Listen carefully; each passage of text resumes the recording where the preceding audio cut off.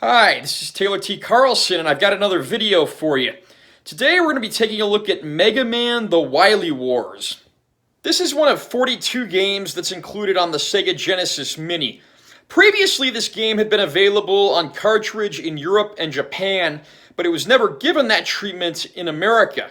In America, it had only previously been playable on the Sega Channel online gaming service in the 90s. Essentially, this game is to the Mega Man franchise what Super Mario All-Stars was to the first three Mario games on the NES. You've got the first three NES Mega Man games remade with 16-bit graphics for the Genesis, and of course, you've also got an unlockable new mini-game which was never available outside of the Wily Wars. This is the first time this has really been readily made available in America, and it could very well be the reason you choose to buy a Sega Genesis Mini. For those of you not familiar with the Mega Man franchise, the story goes something like this. Scientist Dr. Light built several robots to help mankind, one of which being his laboratory assistant, Rock. He also constructed his sister Roll, who was a housekeeping robot, and several other robots who were designed to help society. However, the evil scientist Dr. Wily had his sights set on world domination, so he takes Dr. Light's robots and reprograms them for his own means.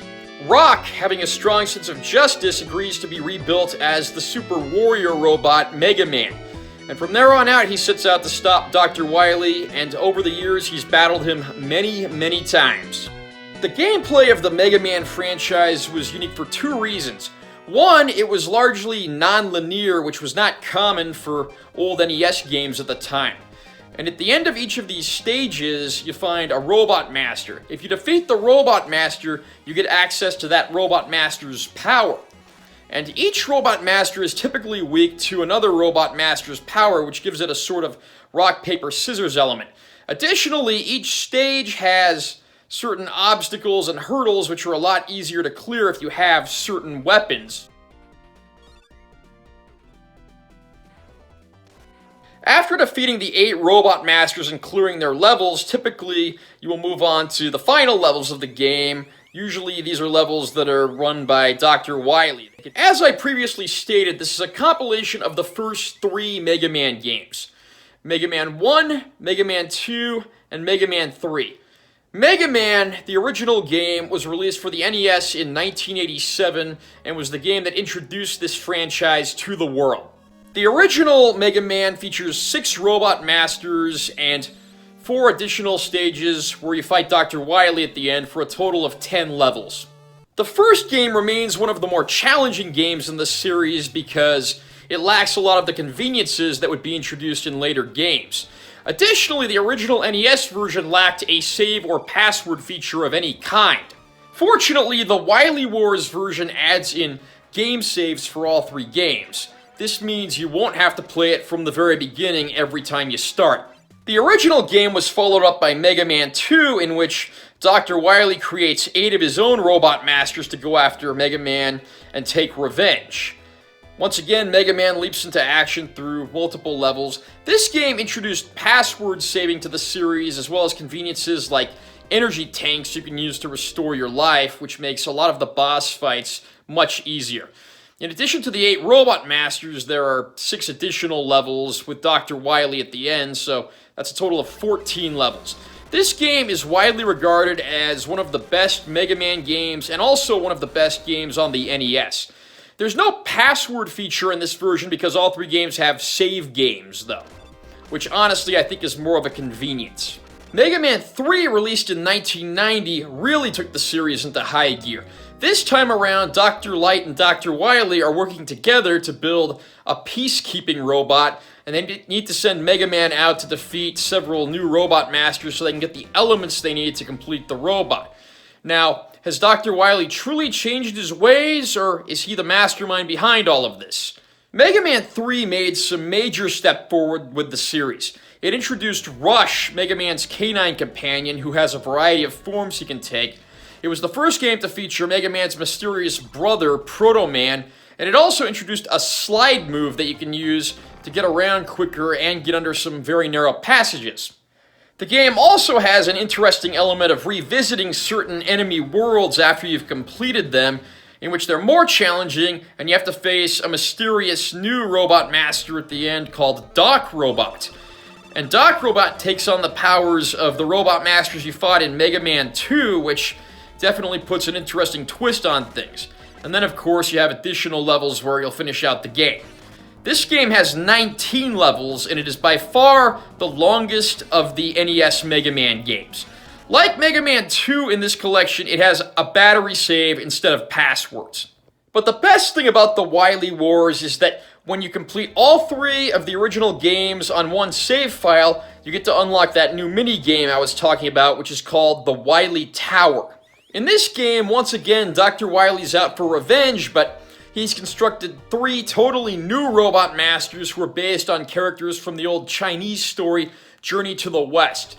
This story was an inspiration for a lot of things in popular culture, and actually the Dragon Ball series is based on this. When you defeat the 3 new robot masters, you go to Dr. Wily's tower and you have to fight your way through several other new boss enemies and so forth, and of course, you'll face him at the end. What sets the Wily Tower apart is that you don't get any new weapons or items, but every time you go to a level, you get your choice of any weapons or items from the previous 3 games. You get your choice of 8 weapons or 3 items. So say you want the Metal Blades from Mega Man 2. Say you want to get the Shadow Blade from Mega Man 3. Say you want Fireman's Firestorm weapon. Maybe you want the Rush Jet, Item 1 from Mega Man 2, and the Magnet Beam from Mega Man 1. And it means there's a whole lot of different ways you can actually complete the game here.